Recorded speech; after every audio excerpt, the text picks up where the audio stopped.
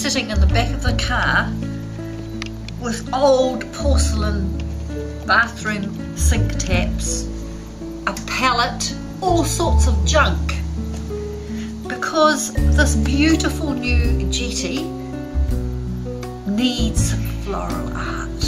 And in this video I'm going to show you how to create 4 original pieces of floral art that will blend into your garden, that have a function, and all include living, breathing plant material that of course will last for as long as you want it to. So come with me and let's have some fun in the garden.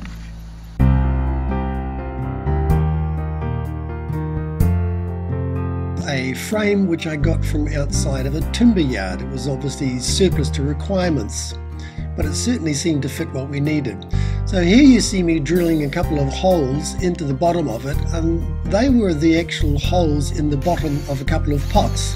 So we knew exactly where they were going to fit on the frame when finished. Here are a couple of posts I used. So they're metal posts. Here I am making sure that they're level, gently pushing it in by hand to start with just to get it right, always checking that they're level. And here I am using a big hammer just to get it into the ground to start with. This was the first one, just to make sure we had it right, and again checking the level. There we are, it was all right. So now with some screws and a couple of washers, I just drilled through the holes which were in the metal standards, and then just attached the frame to that. So here we have coach bolts. You can see that there's a hole in the bottom of the pot. They go through the bottom of the pot into those pre-drilled holes that you saw previously. There we are, there's one there, the first one, and the second one. So basically the pot will just sit on top, as you can see there. If you look inside, you'll be able to see that the bolt just sits proud of the bottom.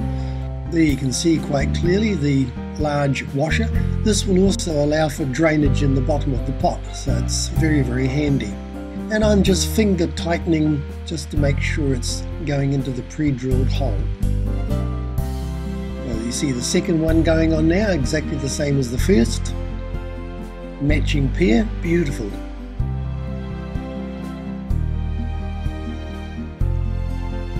Still finger tightening those bolts, but just to make sure they don't come out, here I am using a pair of pliers or mole grips just to finish off a little bit more tightly, but make sure you don't over tighten it, you will smash the bottom of those bowls. So just a little bit of common sense there.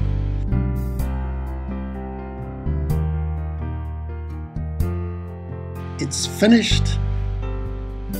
Just placing now the beautiful flowers that we bought previously. They're already in a plastic container, so it was very, very simple just to place them, and they won't move.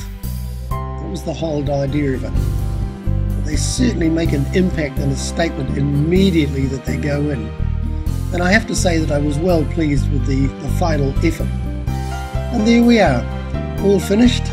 Window on the world, garden art, floral art, in the back garden, on the jetty. Job done.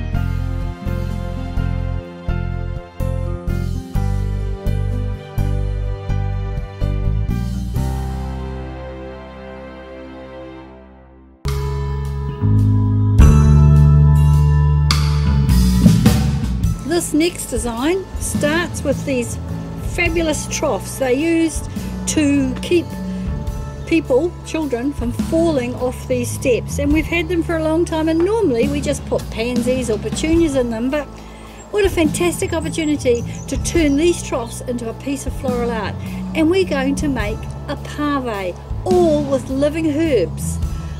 Fabulous idea, because not only are we going to get this beautiful, beautiful pattern, but also we're going to be able to come out from the kitchen and use the herbs at the same time.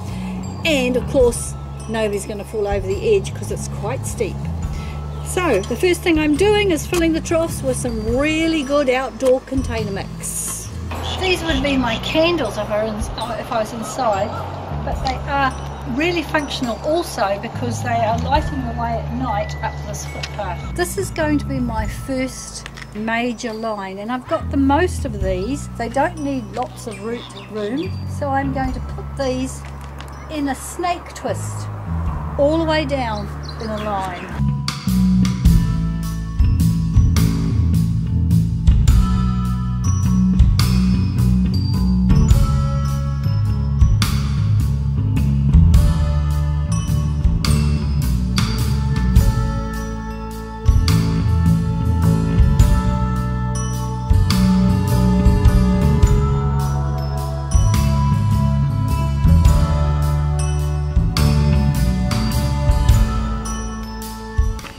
So I'm going to do the waves, but not perfect waves, because I want them to have an interesting flow and movement, not predictable like a perfect symmetrical design.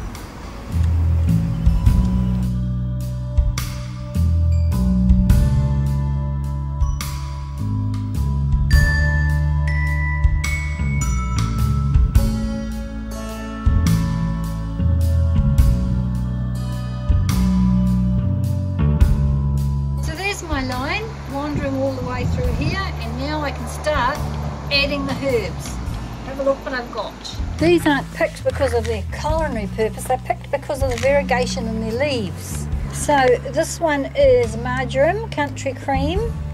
This one is chives, variegated sage, mint apple variegated.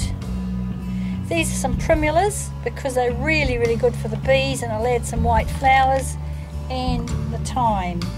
So I'm now going to put these in the gaps that I created and fill up the rest of the container.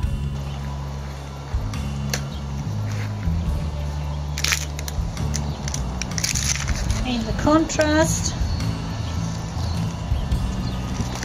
is some variegated mint apple, and it should fall over the edge.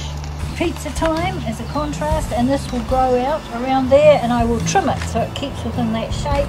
Another variegated one coming up, and this time it is marjoram country cream. And they all spread, they're all shallow rooted, and they all like full sun. This is in a sheltered part. This is where we'll put our chives. Wonderful hairy contrast, this one. And then we go to the variegated sage. And on this side, this isn't as much of a spreader as the other one, so we'll put two together. Another contrast needed on this side. So let's go for some white primulas. You may remember at the top there I put the primulas in on that side, so this time they're coming on this side. So we'll have white on both sides. Planting them close together on purpose so we get a real show and no dirt. Another variegation over here, so back and find another variegated one. Let's go for the marjoram. Love this. The fact that it's going to fill in that whole area is wonderful. These are all low growing things. Primulas will probably grow this high, so we'll get heights, but it won't stop those solar panels on top of my little candles. Something plain in that little thing, that, which is our pizza thyme. If you're doing this, just go along to your garden centre and find the herbs that have got the most beautiful variegations, and you'll end up having a very cool garden. Put our chives here and some more primulas in this part. Get the white, and the white of the primulas will be the same as the white of the variegated in the apple mint. Will look very cool. These chives have purple flowers on them, which are also edible, so the purple and the white will look really, really lovely together. Our living pave, it's also edible. Floral art, outdoor style. To finish off, I've put succulents to reinforce the line I made with those yellow plants. The succulents, I've got them in 3s, 2s and 5s, and some of them I graduated. It adds another form. They will eventually get too big, but that's not a problem because I can cut them back and use them in flower arrangements anyway. And so there it is, finished. Our pave in a trough that will last as long as I want it to, really.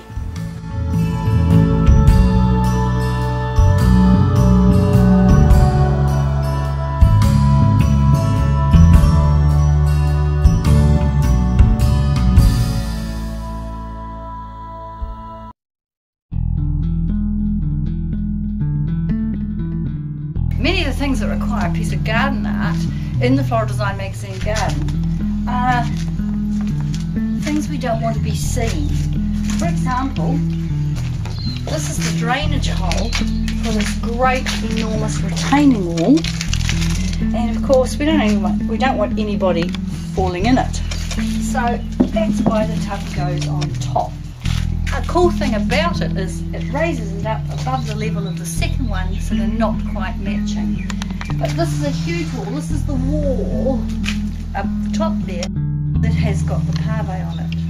So it's got an immense swathe of whiteness. I'm going to do a traditional flower arrangement using live plant material. First thing I need to do is have something that will keep the plants alive. Use water or floral foam. In this case we're using good compost, some sheep pellets and some lovely mulch, which has to be all mixed together so that the plants get plenty of food over the next 6 months or so. You can also buy the organic mix for tubs, but just make sure whatever you put in your tubs is going to give them the same amount of food as you would expect to have every day. Then obviously we fill up the tubs with that delicious mix. We're not going to fill the tubs right to the top,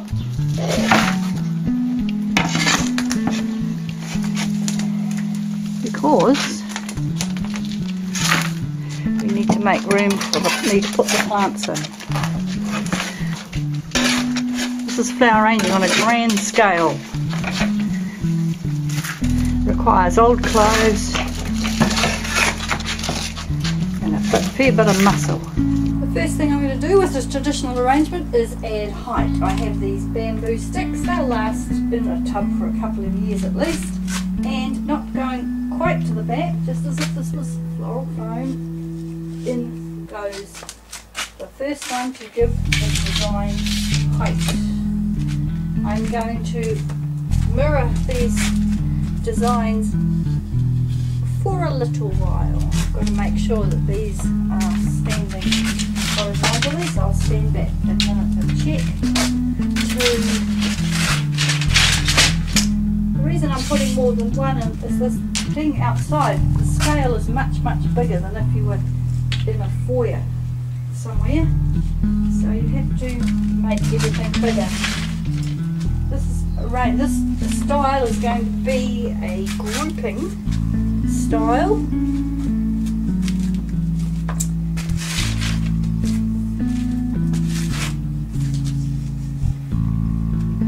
Try to have them at different heights, just for interest. And I think I'll put 5 in.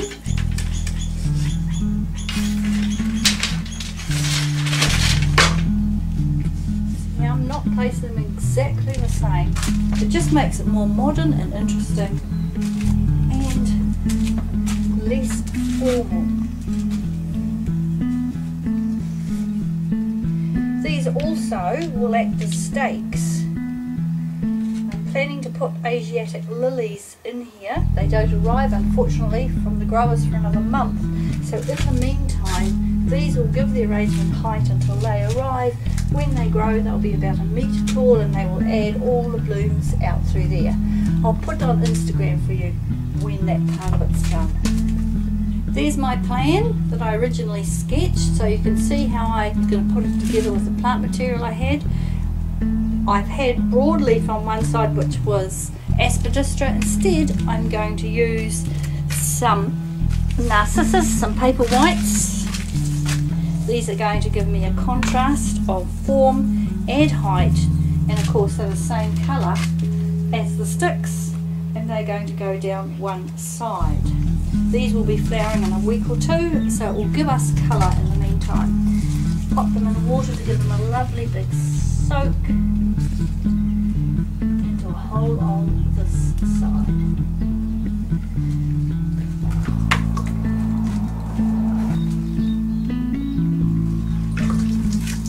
And do the same on this side. This point, are you going to mirror them, or are you going to have them exactly the same? I'm going to mirror them up to a point. Grouping gives a stronger design, particularly when you're working outside. And these will stand up beautifully. Right, the next thing I have, I'm wanting a change of form. So I'm going to use this lavender. It is called Arabian Nights. Give us some lovely purple colour in the middle of summer. As the Narcissus dies down, these will come into their own. So when you are deciding on plants to use in an arrangement that's outside, the first consideration is, do they all like the same conditions? This is quite a dry spot in the garden. These containers have to be watered every day in summer. So I'm putting things in that don't mind having a day or two of being dry, hence the lavender. After you've thought about that one, you then start to say contrasts of colour when they're flowering and their life cycle. So these will die down in about a month's time, and these will come out. So I'm going to pop these on the other side. Drink. Now into this water you can put organic plant food, anything that's going to give them a nice start in life. This lavender does creep a little bit, which is good because it will go over the rim of the pot. It's winter, that's why it's just looking a little bit sad. When it comes out, it has long stalks on it. There's a picture of one I found on the internet for you so you can see how beautiful it looks in summer. So that's for the centre, and of course one the same on the other side.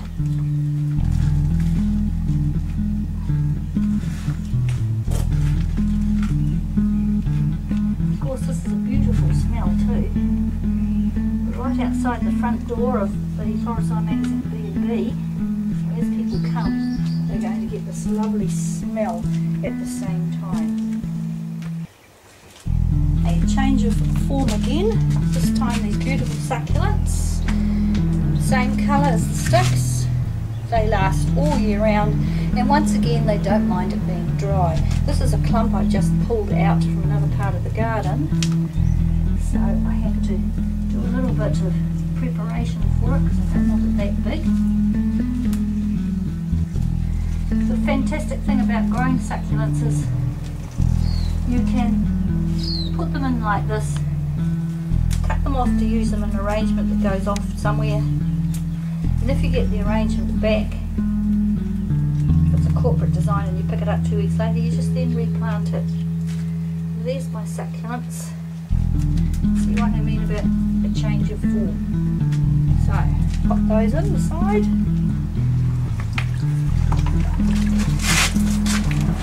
And this is why you don't fill up your tub with soil, because you do want to have room to put these in. Push it down and then put the soil around it. Now these two will float down over the side. Place them so they're going over the rim already, and then they will naturally fall down this way. At this point, if I had the bulbs for the Asiatic lilies, they would be being put some there and some there. So I'm going to leave those two spaces open for when they arrive so that they'll come up through the back and through the front of the sticks. But I still have to make it look good as a design until I've got them. So I'm going to use a few little primulas. These ones are already flowering. Water, and I'm just popping them in the back. These will get to about this high in the back, and they will also start floating down over the top here. So we're getting this lovely waterfall of white draping right down to the concrete. The other wonderful thing about primulas is they self-seed. So as they die off midsummer, other ones will be already seeding to come up there. Possibilities are endless with this sort of garden art, because if you're a florist and own a flower shop, you can actually do these and have them at the front of your shop as a permanent display, but then they can also have a price tag on them. So if somebody wants to take them because they want an instant garden at their front door, you've got two of them, they have an instant garden, and you have making up two more. So it can be quite a commercial thing as well as being something for a home garden. As with any design, you don't want the container to dominate if you're using a classic style, and it's not a beautiful container. So you need something that cascades downwards, which will eventually cover one side of it. So I have this lovely creeper. It's a ground cover.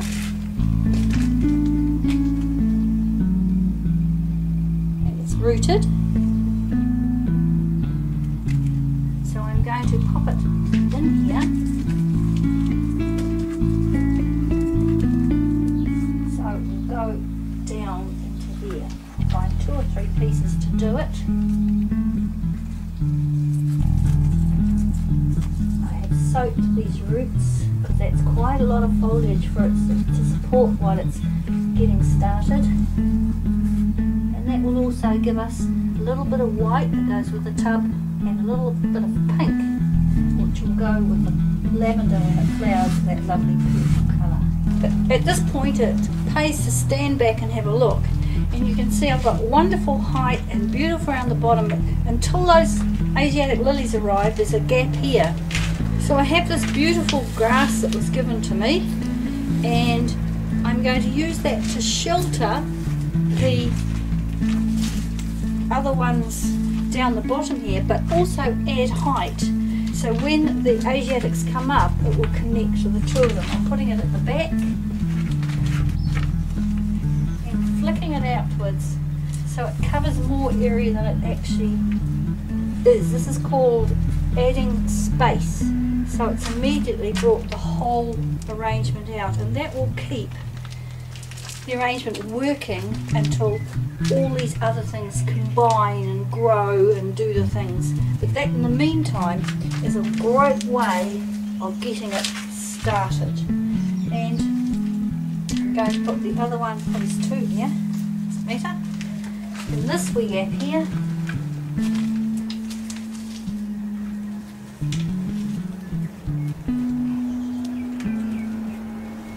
and do the same thing, spread it out. Now I'll add some more dirt just around those base pieces. Not all the succulent, not a good look, Trish.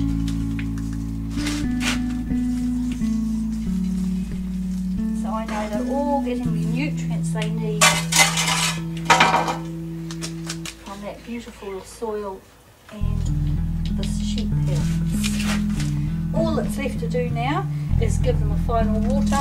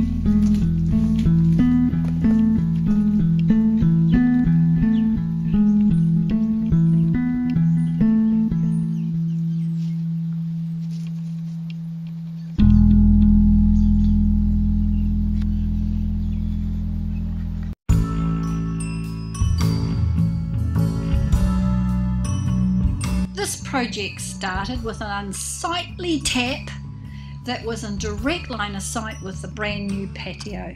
So we started looking at pallets and pallet wood, which is available free from our local hardware shop.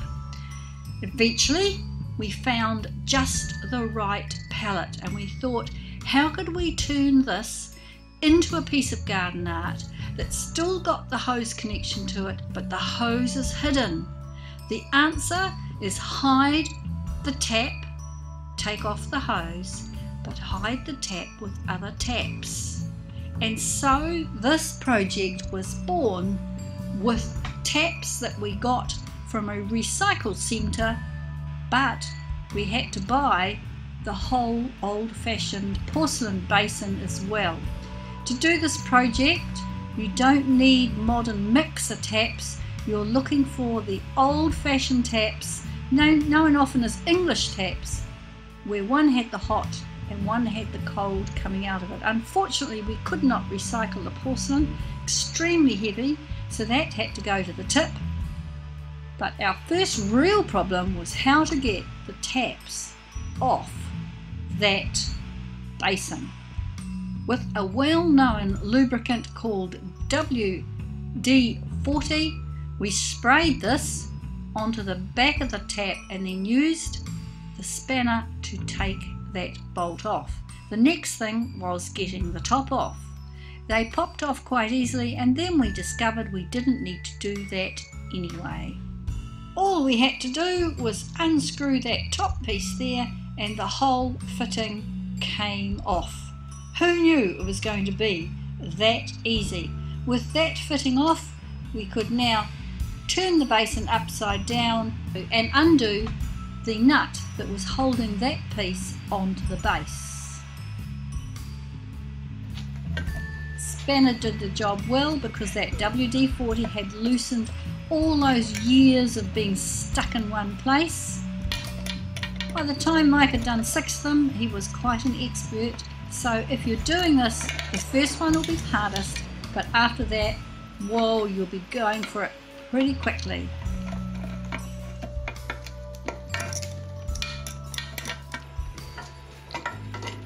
Just turn the tap part and you'll find easily it will just come off as you keep turning it, because it's also undoing the nut underneath, and eventually it will come clear of the porcelain.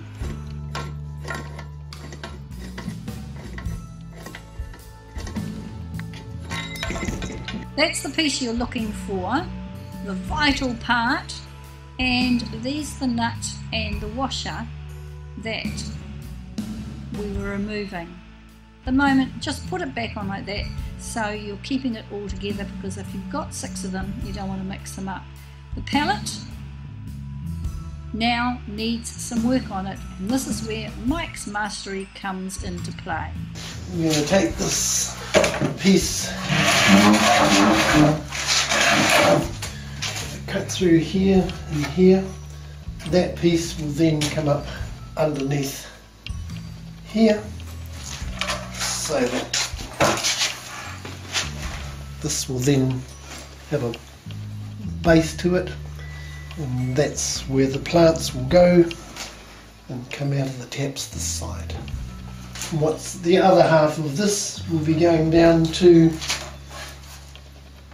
the next level, down here. Go underneath to make another trough. Now we need to cut it. Take the wood off. Mike used a jigsaw to cut through the pallet, avoiding where the nails are, and he cut both sides of this piece of wood because this was going to become the underneath piece. He did the same thing with the other side of it,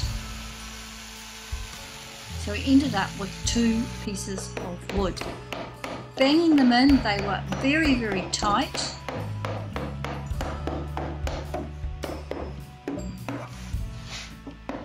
And did not really require any glue or fixing. There is the other half of it going in. A bit of banging to get it to go, but it was definitely tight in there.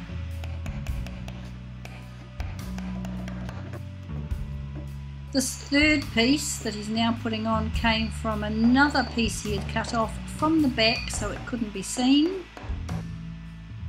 And then with the fourth piece he cut out 6 pieces of also pallet wood that he had already marked out into 6 equal lengths, and he knew it was exactly the width that he needed to act as bridges. These you'll see later on with holes in them. But once again he's using the jigsaw. The piece of wood is clamped to a trestle table, and that's the size of the wood. These we'll call the bridges.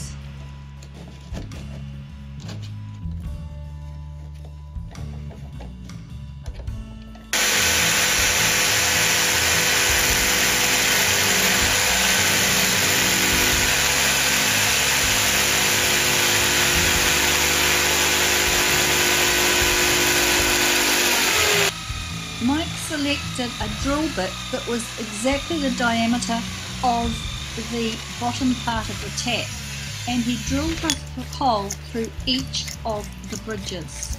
So that piece there at the bottom will go through the hole in the pallet and down into the dirt. You'll see it being done later so it makes more sense. Eventually it will go like that, with the washer on and the bolt, and be tightened up. But we can't do that yet because I have to also paint the pallet and those bridges. I hope it's starting to make sense. This is pretty quirky.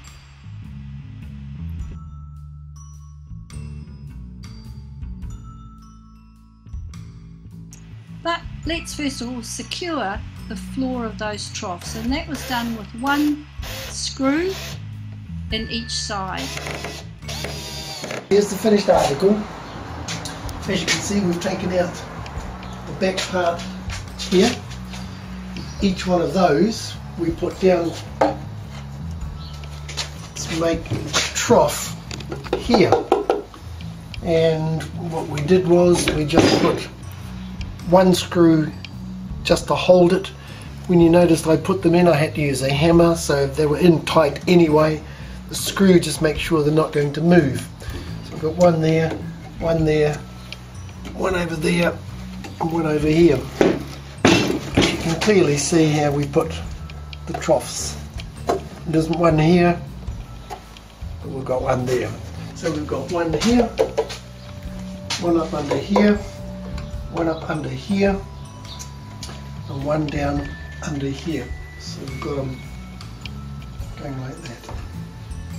Next step, of course, is to put our taps into the wood like that, which will then be placed inside the trough like that. It will sit like this. This will be filled with dirt. And under here, the plant will be threaded up through here, so it comes out here, and it will sit in there so the plant material will drape down the front. Pretty easy, really. Now it's my turn again, and it's spray time. I used a chrome spray with a sparkle. Why did I pick that colour?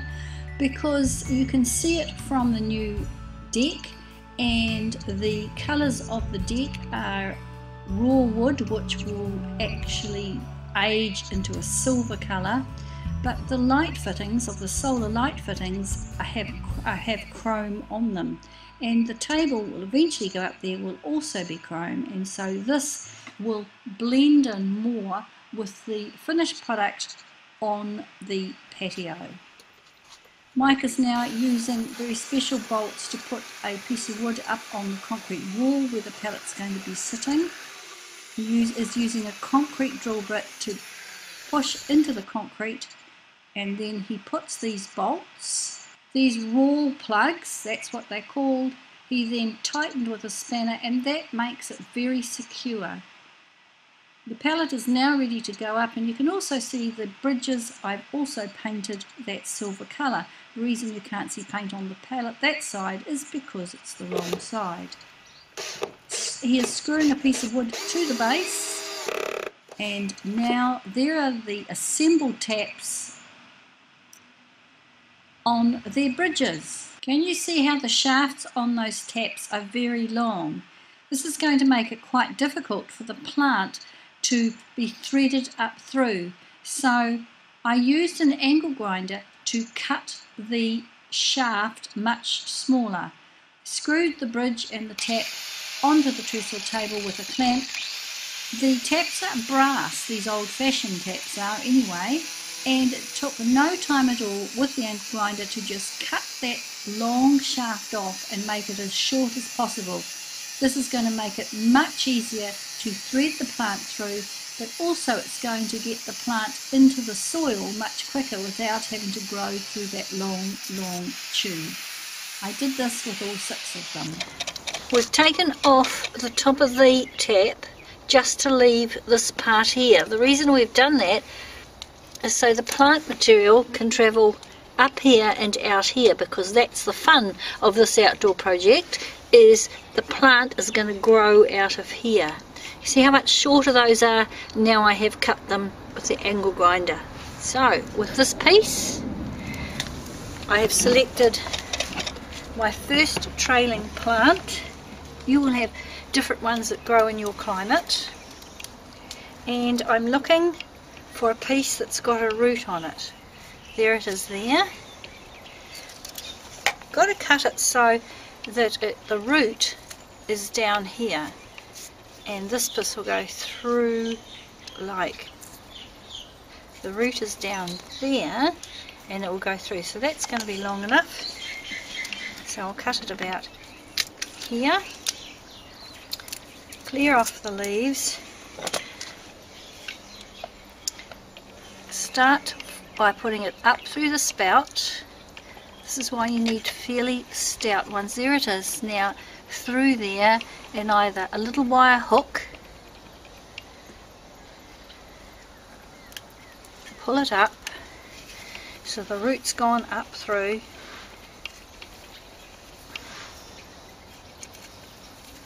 right up. Now bend it so it now goes down through the hole in the bottom. It's bending now back on itself, so the root goes down, and there it is with the root out. So that can now be planted in the soil, and I can put the top of the tap back on again, and magically the plant is growing out of the tap.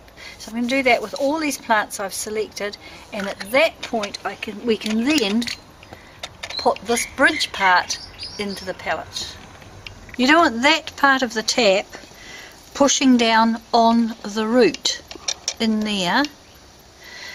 You only want this part of the tap, so make sure the tap's fully open, and it reduces that, and then we'll take this off, we'll just cut this off so that it's sitting on that, on there, and all that part's free for the root to carry on down through there.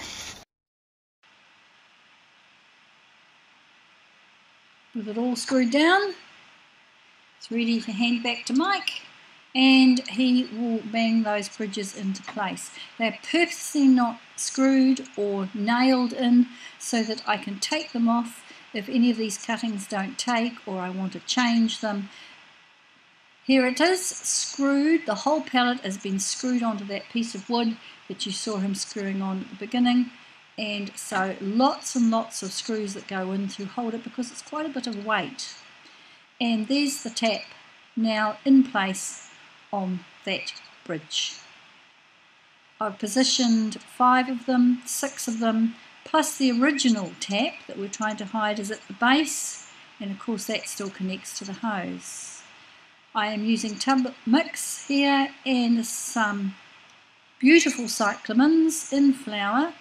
The cyclamens will just add some height and some colour to the palette. the threaded cascading plants will add that lovely drape. And I've also put in some lamb's ear, chosen because of its silver colouring, and it doesn't mind dry conditions and it doesn't need a lot of root space. It also, as a ground cover, will cover completely the areas not taken up by the cyclamen as well. The other reason for this colour scheme is behind me is a Sasanqua camellia that in winter flowers the same pink, and also behind me are 2 olive trees which have silver grey foliage. So as you walk through this part of the garden, it will be a silvery combination of colours as well as this piece of garden art.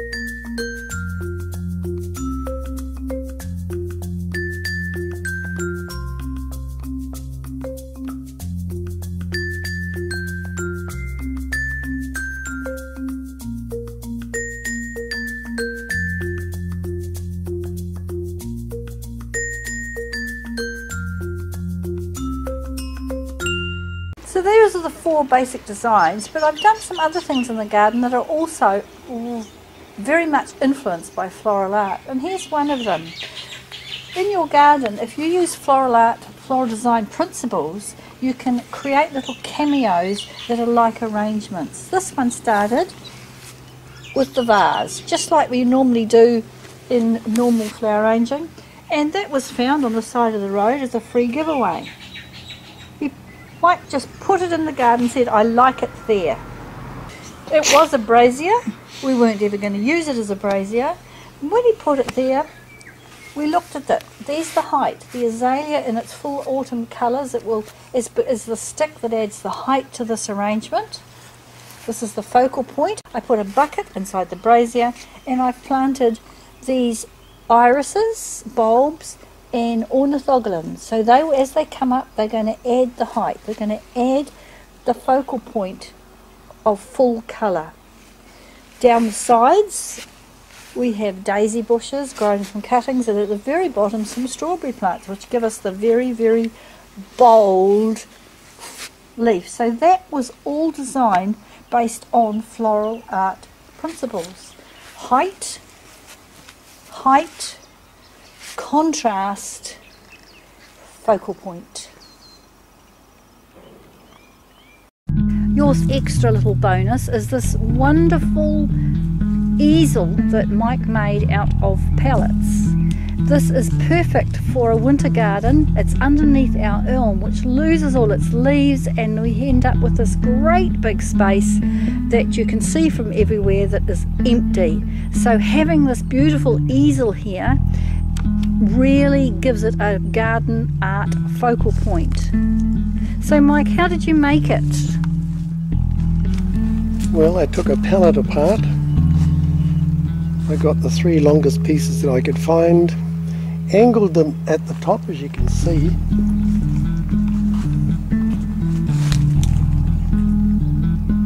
and that gave me the right angle for the legs down at the bottom, so it remains stable.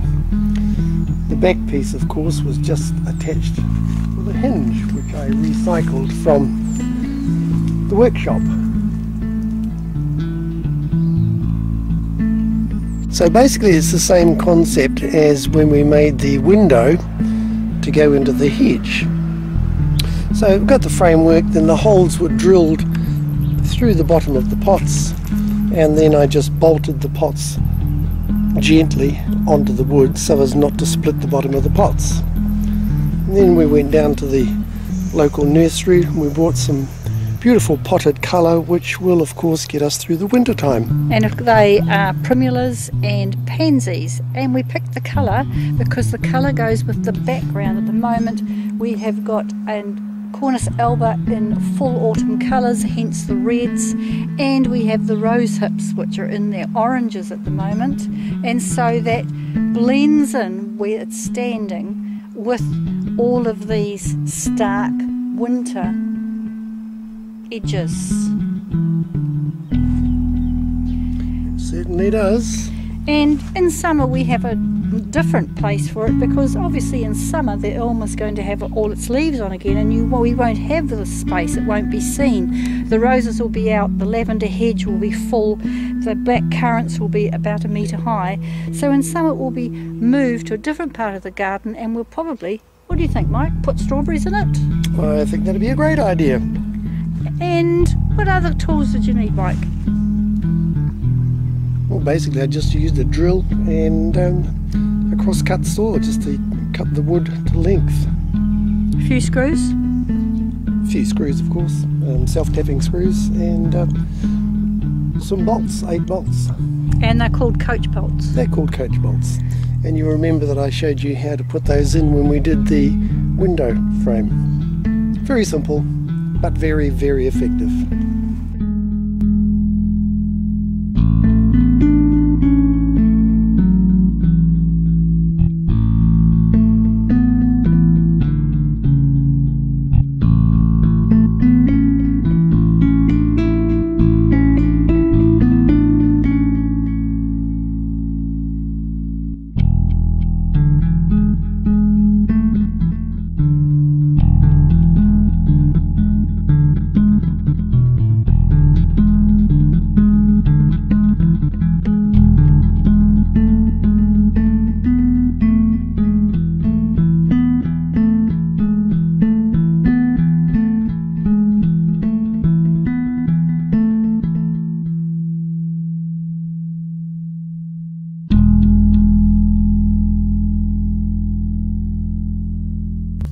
We are now in the kitchen garden. Everything in this small area of the Forage Line magazine garden is edible. So in the middle, to give height, I have put a bean rack, and growing up through those will be the peas. These aren't sweet peas, these are edible peas. They will grow 1.5 metres tall. So as they grow, they're going to come up here and add the height to my garden art. Around it, in these pots here, I have put a pot upside down and then another pot on top to give me a secondary height level. Interest. Inside there are planted crocuses, so I can have my own saffron. We come around to this side, we have another height here.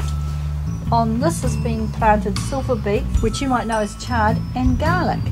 Planted because they're edible, but also broad leaves, which is going to contrast with the peas. Garlic, which is the allium family, so it's going to come up tall. So it's going to give us a different texture as it comes up to about this tall, also against the peas and against the chard. Then around here we go, something that isn't edible, but hidden in there, waiting to come up in spring, are some anemones. So anemones and crocuses. Crocuses on the bottom layer again around here as we go around. So we're going to get some colour, we're going to get some contrast, and we have got an all-round arrangement of various heights. Garden art, easy as that, fully edible. What a fantastic thing to think about to do if you're in a small place, an apartment, and you could do something like this as well. So there it is, 6 pieces, 6 ideas, 6 ways to take your flower arranging, your floral design elements and principles and all you know and put it into your garden in a way that makes your garden so much more exciting, interesting, and makes your garden part of all of the things you love about flower arranging. See you next time.